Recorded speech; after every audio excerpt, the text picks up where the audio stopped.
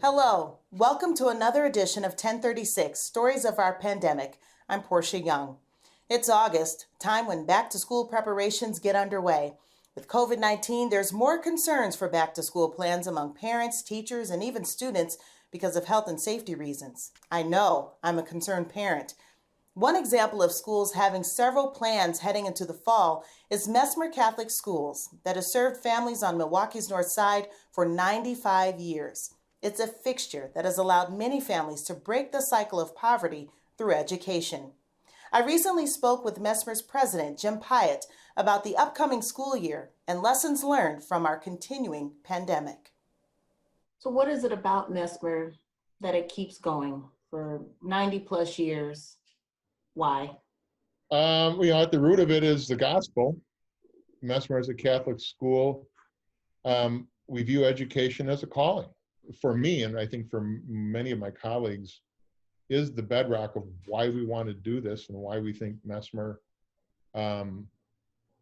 must continue to serve Milwaukee and serve where the challenge is greatest and the kids most deserving. And the challenge just got even greater with the pandemic. How many plans did you have to throw away and start over again as you prepared for students to try to come back in the fall? We've sent families a kind of a three-phase plan, rotating cohorts of students so we can be more socially distanced, where roughly half of the students are in the building at any given time. A fully virtual mode for when we have to be, which we hope is the last resort. We have Chromebook devices here or in the pipeline that should be arriving before school for every student from grade 1 through 12 to have a Chromebook device. We have ordered hotspots. We've been able to secure some funding, and we've also stuck our necks out, not completely sure of the funding, but we'll make it work to get some hotspots. We did discover some families throughout the spring that didn't have internet access. We got a little bit better each week. We're not satisfied yet. We got about 90% of our kids to engage, about 2/3 robustly, and about 1/3 intermittently, not as consistently as we'd like. As you might guess, the last, kind of 5% at the elementary level, maybe 10 or 12% at the high school level that weren't engaging were of great concern to us, and our teachers, counselors, administrators, and other staff were trying in any way we could to reach out to families. Some families were displaced. Some were stuck out of town. Some were evicted. The infection rates in Milwaukee were and have returned to being quite high. At the beginning of July, a small group from our staff drove around to every neighborhood we serve, and we delivered diplomas personally to our seniors in a socially distanced manner on front porches and steps and some places of business that were available for safe contact. Are you appreciative of that effort to give educators like yourselves in private institutions the choice to be able to demonstrate, hey, we have a plan, and here's our plan, and here's our plan B, C, and D if you'd like to see that as well?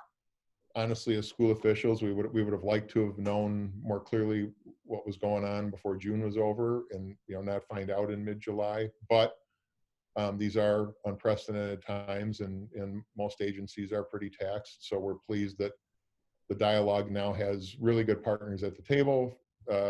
Starting with the commitment from the Milwaukee Health Department to review this, the safety of our students, number one, and our staff, right along with them, is always a concern. It was a concern for any school administrator regarding issues of school violence and the world that we've managed in the last 20 years since Columbine and Parkway and other horrible tragedies in schools.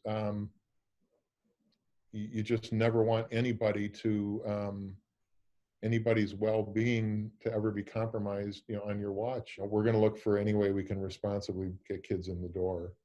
But we have to be ready. We have to be ready, whether it's sooner or later, for quality virtual instruction. So we've got to get good at that. Through all this, what have you learned? I've learned that in some ways, it's becoming clear to those of us in schools that when we can celebrate the suppression and defeat of the virus, that in some ways we're not going to go back to the way it was. That the way we work with students, the way we disseminate information, the way we allow kids flexibility in how they learn, and that doesn't mean the on or off-site thing. That means using tools differently. The silver lining in this era is that I think we will be looking at a long-term commitment to experiential learning, more project-based learning, more deep themes, more deep learning instead of bouncing from one discrete piece of information to another and sort of rote learning. And these are things educators have talked about for decades, digging deeper on Bloom's taxonomy, activating critical thinking, activating collaborative skills at the same time you're challenging students toward rigor in their core skills, composition and mathematics. We've known for a while that we can do that without always sticking kids in desks in rows. The virus makes learning for teachers a challenge as well. Head to MilwaukeePBS.org and Stories of Our Pandemic to hear from a West Bend teacher about his concerns for the fall. By the way, Jim Pyatt says another silver lining of COVID-19 is this year's seniors are more prepared for college life because they've had to grow up quickly and learn how to balance studying and personal time while learning at home. Many colleges and universities like Marquette are working with the health department officials on their plans for the fall semester. Marquette's Opus College of Engineering was the center of a story we were working on when the pandemic hit. We want to bring you that story now. The dean of that college has been working feverishly to improve the diversity of future engineers, and she's doing it her own way, one step at a time.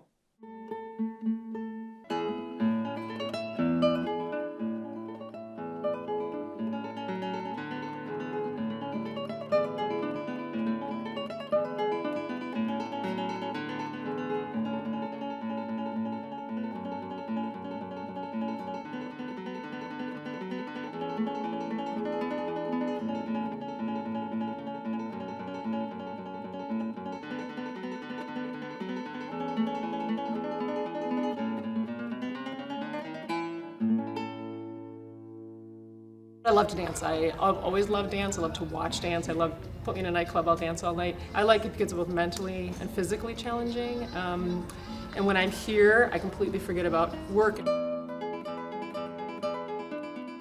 I'm Chris Rapella. I'm Opus Dean of the Opus College of Engineering at Marquette University. I draw a lot on my engineering in terms of dance. Dance is a lot about patterns. Engineers, it's a lot about recognizing patterns, as well as things like angles. We're always talking about this angle, that angle, or momentum. Physics and rhythm and music. This musicality and rhythm is a lot of numbers and math. She's talked with me about dance and how we have that in common, and as engineers, we can relate on loving dance and the fine arts, and that's not something you get with a lot of other people. You don't get that conversation that really taps into what you love and not just asking how classes are. There's an exhaustion, I guess, that comes from both. My name's Paula Van Camp. I'm a senior studying computer engineering at Marquette University. Where do you see yourself in the future? Is it different from what it is now? Same, more? She's been a strong mentor, especially since after entering the eLead program here. eLead is a 3-year curricular program focused on leading yourself, leading with others, and leading innovation. It taps in people who have a potential to lead and might not necessarily already be at the forefront of student orgs or other clubs that they're associated with. It's about pulling people in who really have a capacity for leadership and want to create positive change in the world. She founded the program and really saw a need for more conversation and more education around leadership. She wanted to bring this program initially to the college and now to the whole university. Find that personal space that you need right now. I've gotten to work with her on 2 different week-long retreats and hear a little bit more about her background and where she came from and why this mission to increase the number of women in the college and increase the diversity is so important to her. I like to sort of call it changing the face of engineering. We say if we really truly want to be innovative as a profession, we need to have people from all walks of life doing engineering. And if we truly want to serve the world, then we have to look more like the world we serve. It's hard. I think it's hard.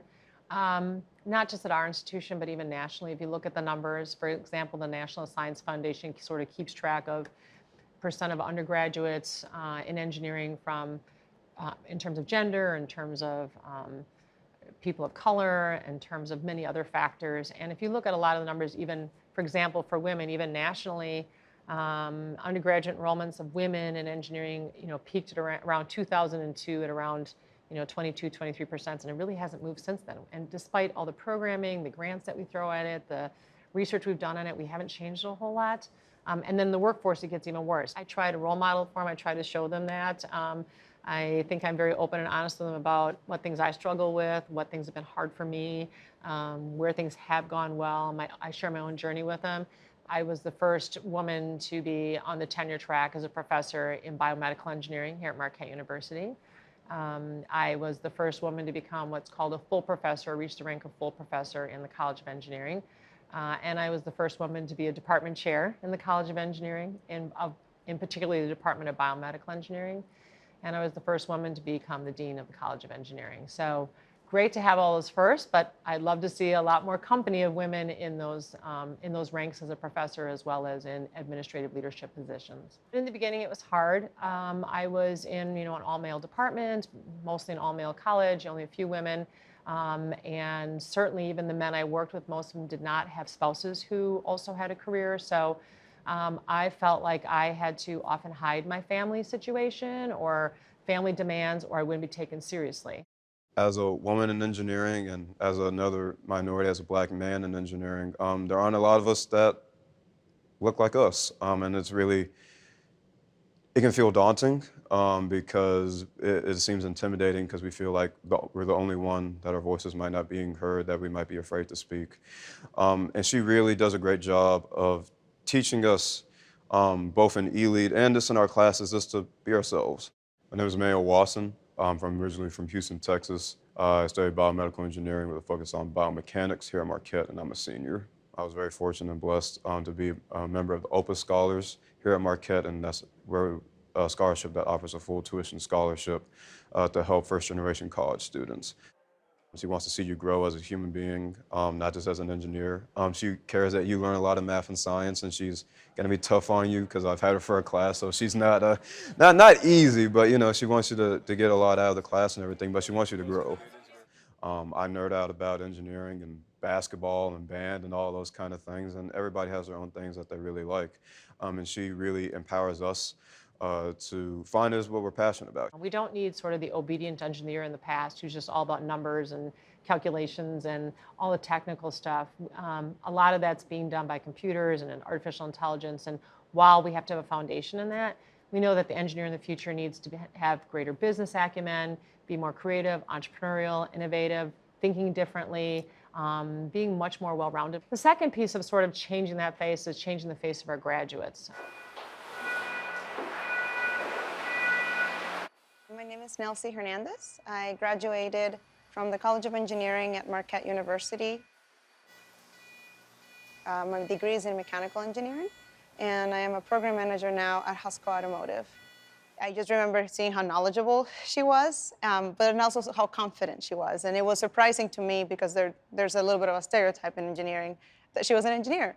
Being a pioneer you get a lot of, there's a lot of obstacles in front of you sometimes, and just seeing that she has never given up, that she has always tried to excel and keep going that to the next level, but also just encouraging everybody else with kindness. That the way that she portrays herself in that is something that I really admire in her.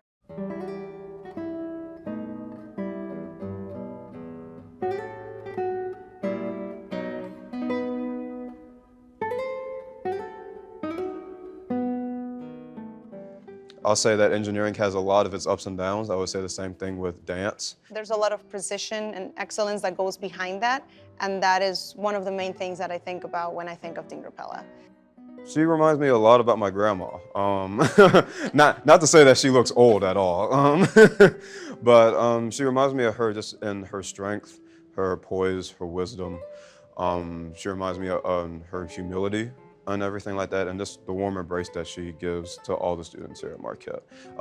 She's a biomedical engineering by trade, but the way she shows love and appreciation for all the different disciplines and the whole Marquette community and the community of Milwaukee is so impressive, and she's amazing. Paula and Emmanuel, featured in the story, have since graduated from Marquette, wishing them all the best. These changing times have had an impact on a local writer and former teacher who penned a poem that quickly went viral and even grabbed Oprah's attention. We thought it best for Kitty O'Mara to share her words with all of us.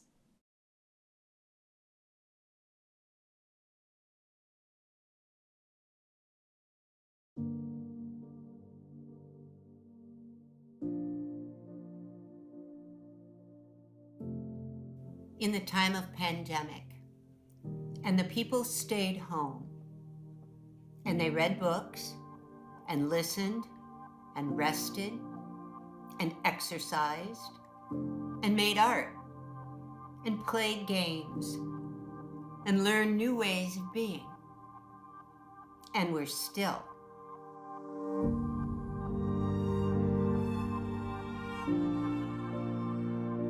And they listened more deeply. Some meditated, some prayed, some danced, and some met their shadows.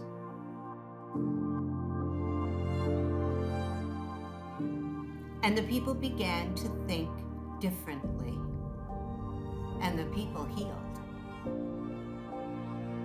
And in the absence of people living in ignorant, dangerous, mindless, and heartless ways, the earth began to heal.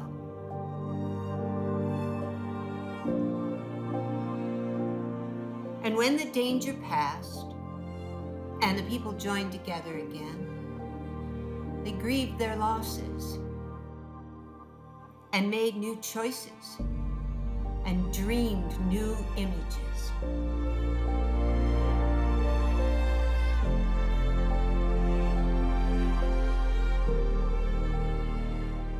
And created new ways to live and heal the earth fully, as they had been healed.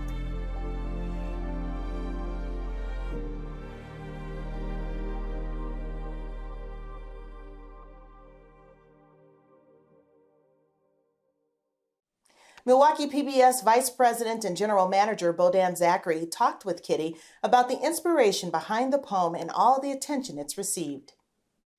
Kitty O'Mara, what a pleasure it is to meet you. Well, it's very nice to meet you too. How has your world changed in this time? Your beautiful, haunting words have touched people around the world. Yeah, that was not expected. That started as a very simple Facebook post. So it really wasn't sent out to the world that way. The night that I posted it, a friend just asked if she could share it. And I said, yeah, sure, I don't care. And, that was that, we thought. I think the fact that it resonated so profoundly with people, I think it was timing, and it was grace, and it was not at all marketed or engineered to do that. So I really can't accept responsibility for it going viral. I guess that's the nature of a virus, of something virulent, is that you're not in control. It's been very humbling.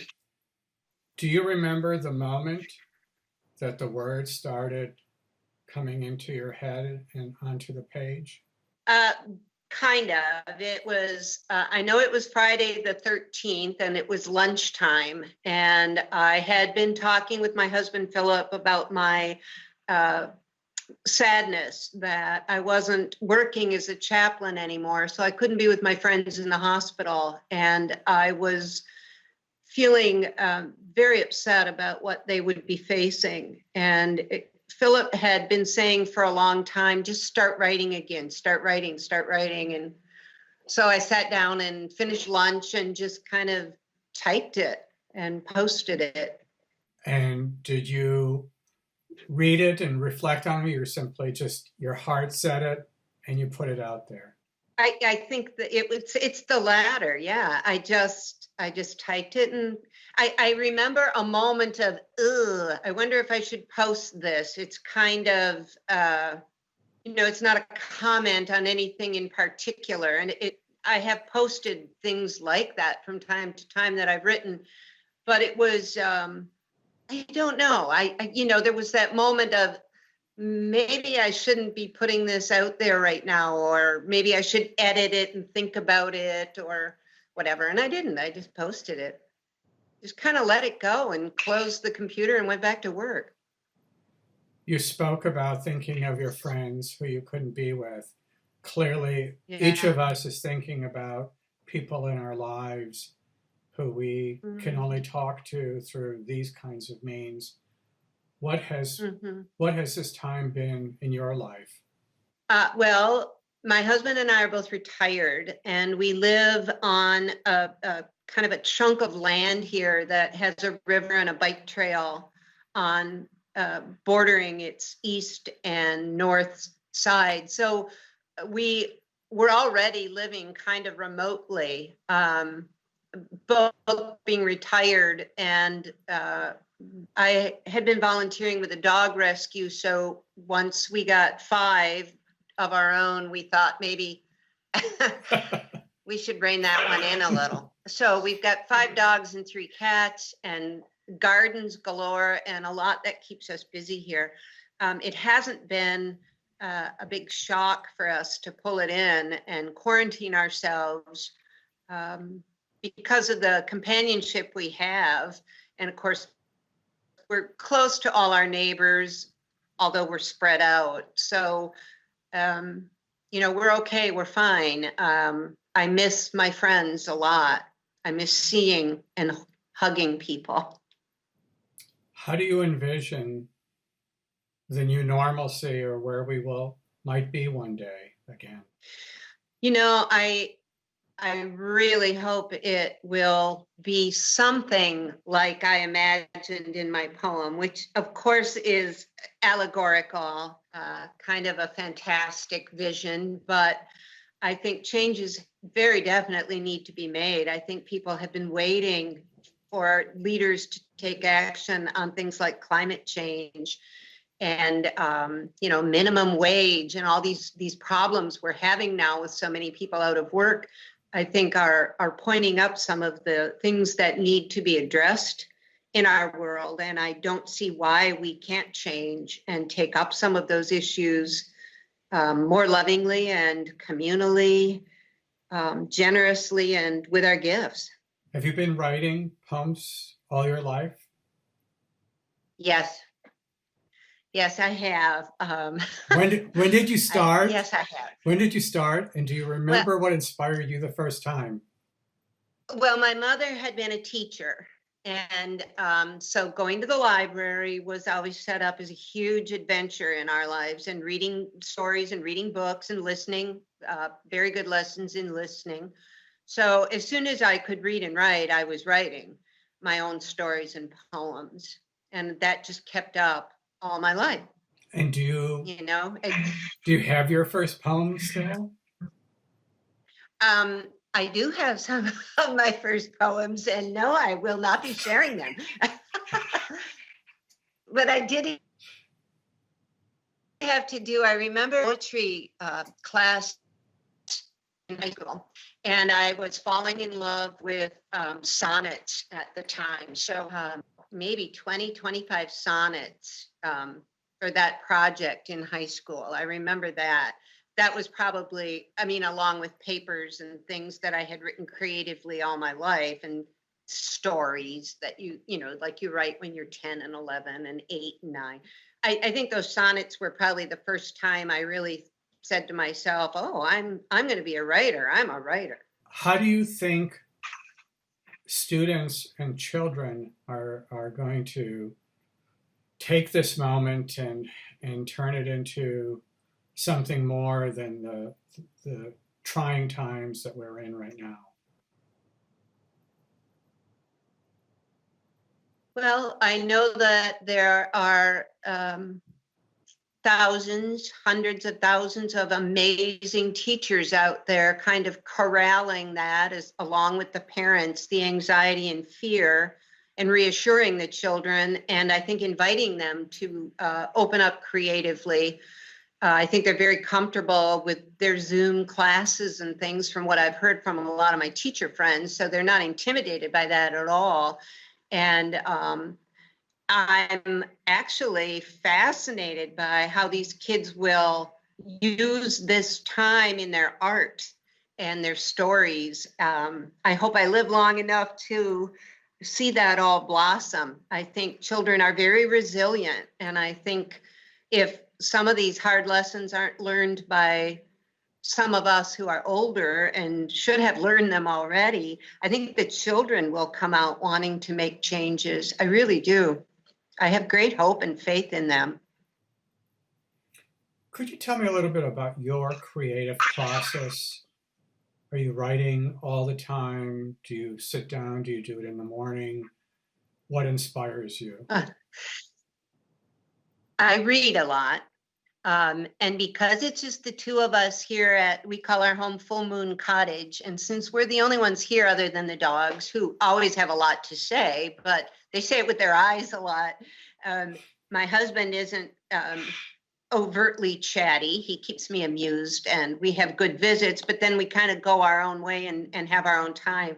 And a lot of times what happens for me is that the ideas start coming. I like to walk on the trail beside our home. That seems to loosen a lot of things, but they just start coming. And so I have notebooks everywhere. Thank you so much. Well, you're welcome. Thank you, Bodan and Kitty, for sharing that conversation. And thank you for joining us. Stay safe and be well. I'm Portia Young.